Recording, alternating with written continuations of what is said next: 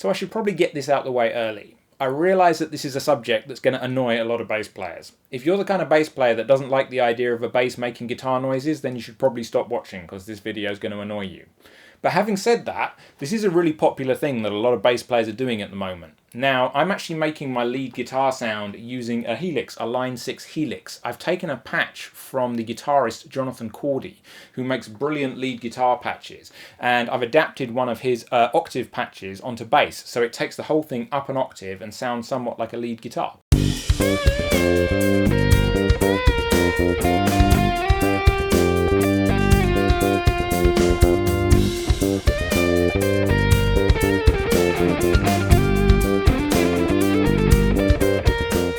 If you don't have a Helix or a Helix related product, you can do this exact same thing. You just need any kind of an octave pedal that will give you an octave above where you're playing. Now some of the cheaper pedals might sound a bit synthy. All of them are going to sound a bit synthy. You're never going to get it to sound exactly like a guitar. But the idea is then if you add more guitar effects onto it, it kind of gives more of a feeling of being a guitar. Although, you know, it's never going to sound exactly like a guitar.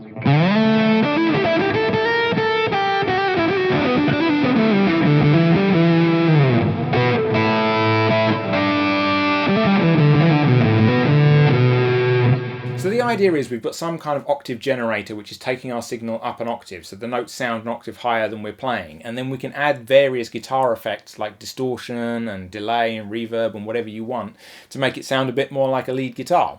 And using the signal splitter, it helps if you have two amplifiers. It helps if you have a bass amp and a guitar amp, so you can send your octave up signal to the guitar amp and your your normal clean signal to the bass amp. So I can mix and match between the two. I can either play, my bass sound, which is this, or I can play my lead guitar sound on its own, which is the octave up.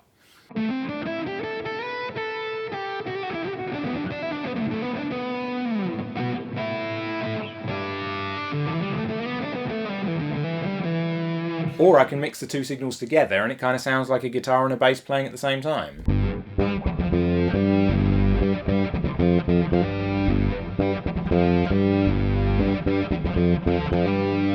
So that's the idea really. So my signal path is I'm going into a Morley AB pedal.